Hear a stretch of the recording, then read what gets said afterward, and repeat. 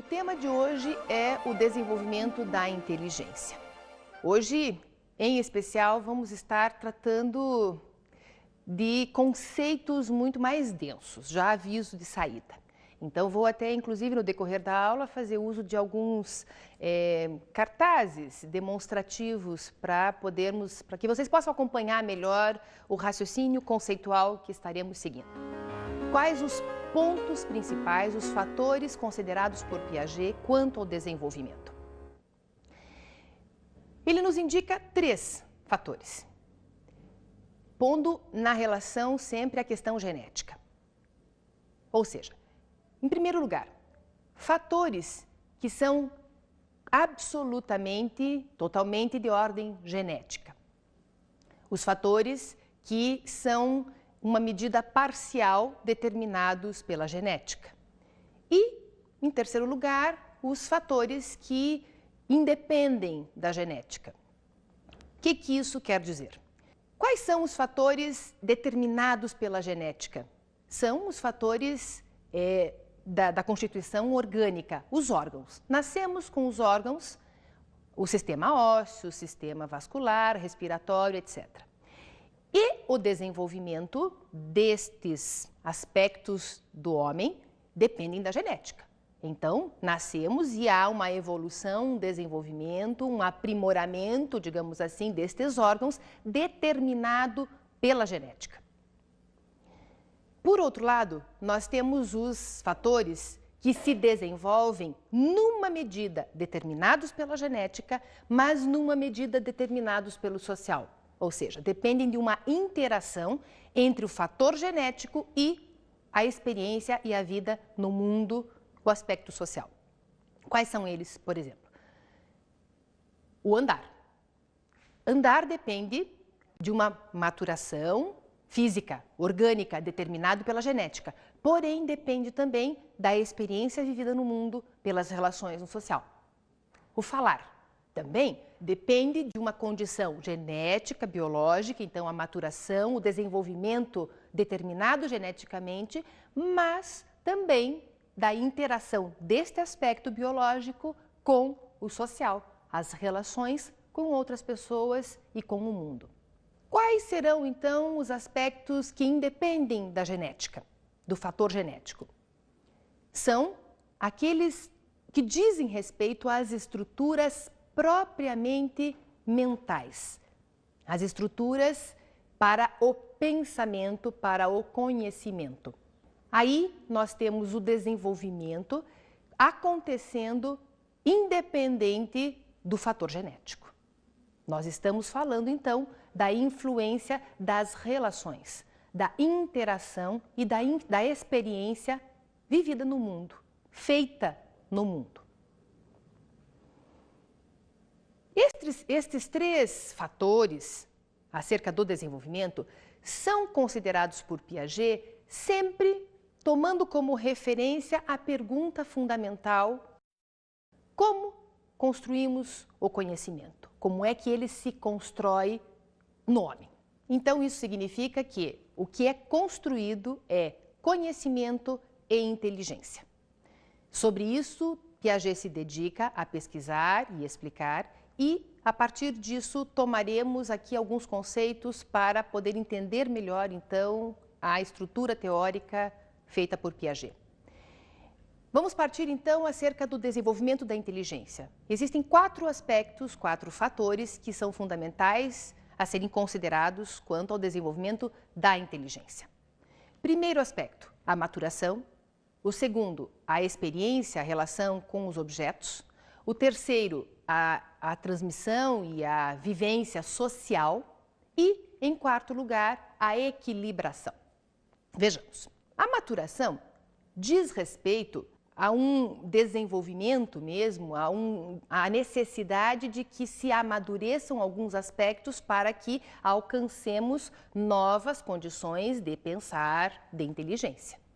Então, a criança, ao falar, para poder chegar a falar, ela precisa que haja um tempo de maturação e alcançar a condição de falar. O falar implicará inteligência, mas dependerá de um desenvolvimento maturacional para que chegue até aí. O falar implica o quê? A linguagem e implicará, então, o pensamento. Bom, a relação à experiência dos objetos diz respeito a dois pontos distintos. Primeiro, a experiência que comporta o aspecto físico e, segundo, as relações lógico-matemáticas. Vejamos primeiro as relações com os objetos em termos físicos. É a experiência imediata, direta, mesmo com a realidade? É o manuseio com os objetos concretos, concretos no sentido do objeto em si. Isto diz respeito à experiência com os objetos de tipo física. Porém, existe também a experiência com os objetos, porém de ordem lógico-matemática. Não é apenas, também comporta, sem dúvida, a princípio, o manuseio com os objetos, mas implica aí sim a incorporação e a extração, por assim dizer, de uma lógica da relação entre os objetos. Então, isto acontece no momento adiante do desenvolvimento, não está já no princípio, no início das relações vividas pela criança. Há o aspecto social envolvido no desenvolvimento da inteligência, a transmissão social, diz respeito àquilo que o ambiente, o meio oferta à criança. Então, até aqui estávamos falando da experiência propriamente que vem da própria criança. A maturação implicada, a sua ação no ambiente, o seu manuseio com os objetos. Agora, temos que considerar o que vem do ambiente, o que vem do meio como possibilidade para o desenvolvimento da inteligência. Ou seja, o modo como falamos com a criança, o que a criança vê, então é ofertado de cores, o que é demonstrado a ela com os objetos, os brinquedos, por exemplo, os brinquedos de encaixe, isto vem do social e também influencia e auxilia o desenvolvimento da inteligência. E por último, a equilibração. É um movimento, um aspecto que está implicado na questão do organismo, propriamente dito, que diz respeito a uma tendência de alcançar um equilíbrio cada vez maior. Então, a inteligência é uma forma especializada no humano, por assim dizer, de uma adaptação cada vez maior à vida, uma adaptação cada vez maior ao meio. Isto comporta equilibração. São diferentes níveis cada vez mais elaborados, cada vez mais aprimorados de equilibração. Assim, estes são os 4 fatores principais, fundamentais a serem considerados quanto ao desenvolvimento da inteligência. Agora partiremos então para considerarmos a aprendizagem e o conhecimento. Como poder compreender um pouco melhor o que é aprendizagem e o que é conhecimento, então, segundo o pensamento de Piaget. Vou aqui fazer uso de algumas anotações para poder seguir um pouco mais detalhadamente. Nós temos que considerar, tanto para pensar a aprendizagem, quanto para pensarmos o conhecimento, temos que dividir cada uma delas em 2 sentidos. Num sentido amplo e num sentido restrito. Ou seja, a aprendizagem, ela tem uma medida que é um sentido ampliado da aprendizagem e, por outro lado, também tem um sentido que é restrito. O conhecimento, temos que pensá-lo numa medida ampla e numa medida restrita, um sentido amplo e um sentido restrito. O que isso significa? Significa que o conhecimento não é único, de uma única forma. Tampouco a aprendizagem é única, de uma única forma. Existe uma modalização, existe uma variação, por assim dizer, quanto à forma de acontecer a aprendizagem e de acontecer o conhecimento. Portanto, vejamos. A aprendizagem, ela comporta uma adaptação também. Ela implica na adaptação que a experiência humana vive, que acontece. No sentido amplo, então, nós temos dito o que é a aprendizagem enquanto adaptação. É o desenvolvimento. Podemos, então, tratar como sinônimos a aprendizagem, no sentido amplo, correspondendo ao desenvolvimento. Isto que nos acontece no decorrer da vida é a aprendizagem no sentido amplo, desenvolver-se. Estamos nos adaptando de formas cada vez mais especializada, mais aprimorada ao meio e à vida. Por outro lado, no sentido restrito, a aprendizagem dirá respeito à aquisição. Ou seja, nós estamos aprendendo, nos adaptamos, sim, isto é no sentido amplo, mas estamos adquirindo, estamos incorporando alguns elementos a partir da experiência. Então, este é o sentido mais especificamente que diz respeito à aprendizagem. Poderíamos dizer que o conceito mesmo de aprendizagem está mais colocado no seu sentido restrito, porque a aprendizagem, enquanto um conceito amplo, ela se aproxima muito mais da ideia de desenvolvimento.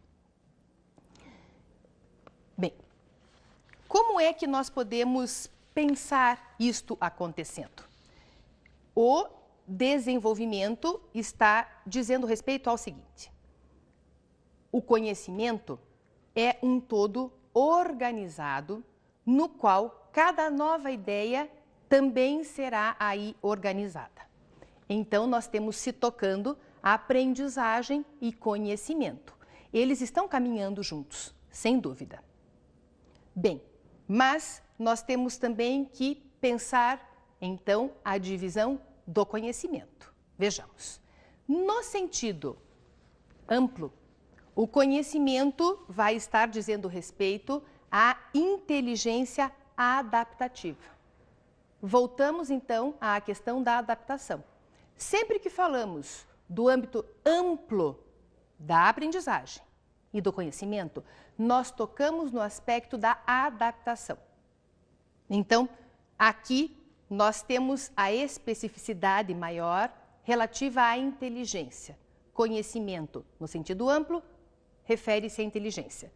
A aprendizagem, no sentido amplo, corresponde ao desenvolvimento.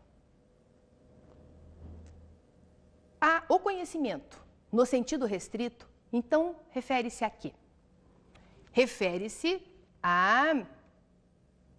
àquilo que nós aprendemos especificamente, aquilo que conhecemos, especificamente, que é acerca do fato. São as informações, são os elementos que contornam e que incluem os fatos, as experiências.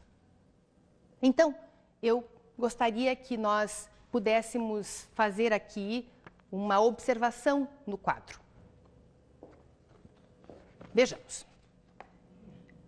A aprendizagem, então, e conhecimento. Nós temos aqui no sentido amplo e no sentido restrito. Se eu penso aprendizagem no sentido amplo, eu estou muito mais próxima da ideia de desenvolvimento. Se eu penso conhecimento no sentido amplo, eu estou muito mais próxima da ideia de inteligência. Sendo que aqui nós temos a adaptação propriamente dita e aqui uma estrutura organizada que também implica numa adaptação cada vez maior. A aprendizagem, no sentido restrito, diz respeito à aquisição. Então, eu estou adquirindo novos elementos, estou adquirindo novas estruturas que me permitirão outras aprendizagens. E o conhecimento, por sua vez, no sentido restrito, corresponde à informação. Veja o que se tocam. Se eu estou, então, adquirindo, isto toca e se aproxima da ideia de informação. Eu adquiro uma medida de informações. Então, há uma aproximação entre o que é aprendizagem e o que é conhecimento. Para podermos entender um pouco melhor, então, do que se trata, vou fazer o recorte desta faixa do quadro, que trata do sentido amplo quanto à aprendizagem e conhecimento, e me sigam aqui neste segundo quadro. Então, no sentido amplo, nós temos aprendizagem e conhecimento, sendo que a aprendizagem comporta a medida de desenvolvimento, quando estamos pensando no sentido amplo, e o conhecimento, no sentido amplo, está relativo à inteligência. Espero então que com os quadros a gente possa ter uma visualização do que se trata os conceitos aprendizagem, conhecimento e sua aproximação com os conceitos inteligência e desenvolvimento. Precisamos agora considerar a questão da experiência. A experiência também deve ser pensada com dois tipos, em duas medidas. A experiência física, por um lado, e a experiência lógico-matemática, por outro. Vejamos. Para pensarmos a experiência física, ela diz respeito ao concreto dos objetos. Ou seja, estamos falando da experiência vivida concretamente, feita no mundo com os objetos, mas diz respeito à extração de algo a partir da própria propriedade do objeto. Está no objeto aquilo que é extraído como um conhecimento, como uma apreensão da experiência. Então, se eu digo, isto é branco, é porque é branco ele próprio.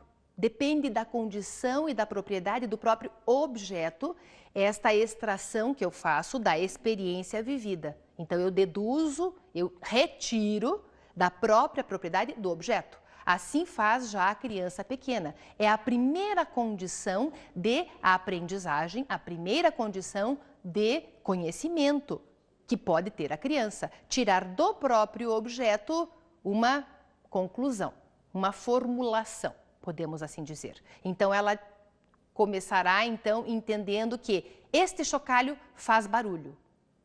Este cobertor é gostoso. Então, está no próprio objeto. Se nós vamos considerar agora a experiência lógico-matemática, nós teremos que pensar como é extraído um conhecimento. O conhecimento não é mais extraído do próprio objeto, senão que da relação feita entre os objetos. Ou seja, falei há pouco do chocalho, vou usar o mesmo exemplo. Não mais só o chocalho, mas o chocalho batendo na boneca.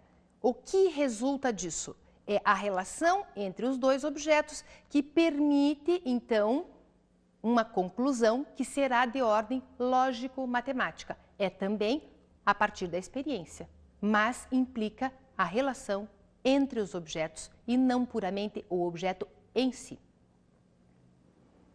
Então, nós estamos aí no campo dos conceitos propriamente, quando falamos da experiência lógico-matemática.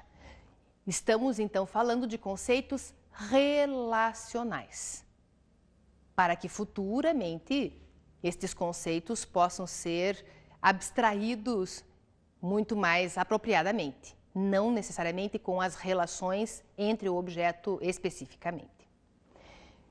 Com isto, então, nós vamos estar partindo para uma outra ideia. Diz respeito, então, à abstração. Se aquilo que eu extraio do objeto enquanto experiência, eu também tenho duas considerações acerca da abstração a fazer. Primeiro, a abstração, ela diz respeito, numa medida, à experiência propriamente, à vivência, digamos assim, que é da ordem empírica. Então, é chamada abstração empírica ou simples. Ela se aproxima, então, de uma certa forma, da experiência física. Se tocam, digamos assim, são conceitos que têm uma proximidade muito grande. Quando falamos de abstração reflexivante, é o outro tipo. Nós estamos falando, então, de que aquilo que eu retiro, que eu extraio, que eu abstraio, então, diz respeito ao objeto, mas não a ele em si, e sim a partir de uma reflexão que eu constato das relações. Então, vejam, a abstração física ou empírica tem uma proximidade com a experiência física, na medida em que a abstração física diz respeito àquilo que eu estou podendo retirar do objeto e que é observável. Então, é a abstração que comporta aquilo que se pode ver no objeto. Já a abstração reflexivante, ou também chamada reflexiva, diz respeito àquilo que eu estou extraindo, abstraindo, mas que não é observável, não está em si no objeto, é uma dedução, então, que sai, digamos assim, daquilo que se observa visivelmente no próprio objeto. Por isso falávamos, então, das relações, quando falamos da experiência lógico-matemática. Então, nós agora precisamos considerar o conhecimento. São 3 os tipos de conhecimento possíveis apresentados por Piaget. Primeiro, o conhecimento físico. Segundo, o conhecimento lógico-matemático. E terceiro, o conhecimento social. O primeiro e o segundo, conhecimento físico e conhecimento lógico-matemático, eles correspondem ao que falávamos da aprendizagem no sentido amplo. Correspondem à questão do desenvolvimento, portanto. Mas vamos especificar um pouco mais. O conhecimento físico, então, ele está dizendo respeito ao que falávamos da experiência física, que é o contato direto com o objeto, a extração do conhecimento, enfim, a partir da propriedade mesmo do objeto, e diz respeito à abstração empírica, a abstração simples, porque é retirar algo, extrair algo, abstrair a partir daquilo que o objeto dá a ver, que é observável mesmo no objeto. Se falamos do conhecimento do segundo tipo, que é o conhecimento lógico-matemático, nós estamos então também pensando na correspondência da aprendizagem no sentido amplo, que diz respeito ao desenvolvimento. Mas temos que pensar então a questão da experiência e da abstração. Diz respeito então à experiência lógico-matemática e diz respeito à abstração reflexivante. Isto porque diz respeito àquilo que nós extraímos da relação entre os objetos. Bem, não é arbitrário. Este é um aspecto importante a considerar no conhecimento lógico-matemático. Não se dá arbitrariamente, diferente para as pessoas. Não, a relação entre os objetos comporta uma lógica própria. O que nós podemos pensar também sobre o primeiro tipo de conhecimento, o conhecimento físico, também não é propriamente arbitrário. Nós também estamos extraindo do próprio objeto um conhecimento, uma percepção. Nós estamos falando então do conhecimento físico na medida em que ele implica uma regularidade da reação do objeto. Isto é muito importante. Há uma regularidade naquilo que o objeto nos dá, nos oferece. Assim como a questão lógica das relações também tem uma propriedade em si. Já o terceiro tipo de conhecimento é diferente. Quando falamos do conhecimento social, nós estamos falando aí sim de uma arbitrariedade, que é a arbitrariedade da cultura, que é a arbitrariedade do social, desse contexto social e cultural histórico. Isto diz respeito à aprendizagem no sentido restrito, tem uma restrição, diz respeito a um certo campo, a uma certa cultura. Por exemplo, a festa de Natal, ela tem uma particularidade muito própria em cada cultura, tem culturas que nem a festejam, nem a consideram. Halloween é uma festa propriamente americana, é um contexto cultural que as crianças aprendem com muito gosto, vão pedir as guloseimas de porta em porta, vestidas com todo aquele aparato. É um conhecimento? É de tipo social, porque ele está implicado, digamos assim, naquela cultura específica. Nós, no Brasil, começamos a absorver já esta cultura propriamente Halloween, por exemplo, mas é própria de uma cultura. Então, quero que vocês me acompanhem novamente a um quadro que acho que ilustra e ajuda a pensar este raciocínio que me parece um pouco denso. Vejamos, o conhecimento. Nós temos 3 tipos, físico, lógico-matemático e social. Aqui nas linhas, nós temos então, para pensar cada um dos tipos de conhecimento, nós temos que pensar a aprendizagem, a experiência e a abstração. Qual é a particularidade quanto à aprendizagem em cada tipo de conhecimento? A particularidade da experiência e a abstração, novamente, em cada tipo. Vejamos. O conhecimento de tipo físico e tipo lógico-matemático, ambos dizem respeito à aprendizagem de sentido amplo, que comporta mais a questão do desenvolvimento. Já o conhecimento de tipo social diz respeito à aprendizagem de sentido restrito. Então, prosseguindo, conhecimento físico comporta a experiência física e a abstração empírica. O conhecimento lógico-matemático comporta o tipo de experiência lógico-matemática e a abstração reflexivante. Lembram-se que eu dizia da aproximação entre experiência física, abstração empírica, experiência lógico-matemática e abstração lógico-reflexivante? Ou melhor, abstração reflexivante? Então, esta aproximação aparece aqui nos tipos de conhecimento. Já o conhecimento social, portanto, faz o quê? Faz uma junção dos tipos de experiência. Comporta no social tanto a experiência física quanto lógico-matemática. E comporta no social tanto a abstração empírica quanto a reflexivante. É isto que temos como resultado para falarmos do conhecimento social. Com isto, nós temos então que o conhecimento ele está comportando estas medidas do que tratamos acerca de aprendizagem, de experiência e de abstração. Desenvolvimento moral. O que é a questão da moral em Piaget? Piaget está indicando, quanto à moral, primeiro um aspecto que é mesmo como nós pensamos acerca da moral na cultura. Diz respeito à relação mesmo com as pessoas. Como é que as coisas são trazidas, como as coisas são colocadas, apresentadas pelos adultos, no caso, em relação à criança, porque é disso que estamos tratando ao falar do desenvolvimento moral. Então, vou ler aqui algo que eu acho que define melhor. Diz respeito a um processo que se dá internamente, claro, a partir das experiências com o externo.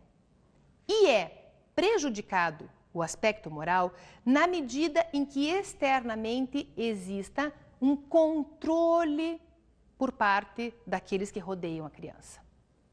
Então, a ideia de Piaget é uma proposta, digamos, uma mudança quanto à educação, tanto a educação formal quanto a educação informal em casa, que é o que nós já ouvimos na cultura muito frequentemente, que não se deve tolher, que não se deve proibir, que não se deve restringir a criança, deve-se deixá-la livremente manifestar e realizar as coisas, porque é assim que ela terá maior oportunidade de construir o seu pensamento, conhecimento e assim por diante. Então, a proposta apresentada por Piaget quanto à educação é uma proposta para a educação formal, mas para a educação em geral na cultura, é de irrestritamente ofertar à criança a liberdade de ação para que o conhecimento e a aprendizagem possa acontecer da melhor forma possível, que ela possa por si encontrar o caminho, ou seja, deixá-la caminhar, deixá-la desenvolver-se, porque isto irá acontecendo e da melhor forma possível, na medida em que as interferências sejam as menores. Então, nós vamos agora usar uma imagem, quero trazer a vocês aqui uma imagem de um filme, Lian, que vai nos ajudar a pensar o oposto até disso que Piaget indica. Can anybody tell me what sin does? Apart from blackening your soul, apart from smearing your beautiful white souls with filth, can anybody tell me what sin does? Will you please tell them what sin does, Father? It drives the nails deeper into the hands of Christ. Christ died to take away the sins of the world. And the more sin, the more he had to suffer. Each time you sin, You add to the suffering of Christ. You drive the nails deeper into the hands of Christ. Bem, com isso nós podemos observar realmente o oposto, porque se Piaget está indicando uma liberdade irrestrita, esta cena nos mostra um modelo já de um certo tempo atrás, mas muito próximo, né, a essa nossa era atual, um modelo de educação extremamente rigoroso, restritivo, punitivo, inclusive. Nada similar ao que Piaget está indicando. Então, era um modo muito diferente de educar. Bem, então, com isto, vamos agora para as dicas de estudo.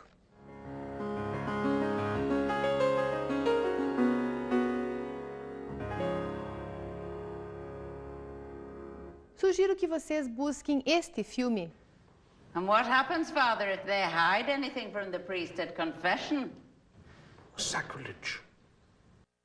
God will send you hurtling down to hell. O observem segundo dois prismas. Primeiro, quanto ao ponto de vista mesmo de Piaget, quanto à questão moral, e procurem observar também quanto ao que falávamos a respeito em Freud, a respeito da questão das restrições e da repressão. Tentem pensar e articular a ideia dos dois autores vendo esse filme, que ele é belíssimo. Mas também quero sugerir que vocês vejam 6 estudos de psicologia, um livro de Piaget. Vejam ali o que ele apresenta acerca da moral, do desenvolvimento moral, em cada estágio do desenvolvimento.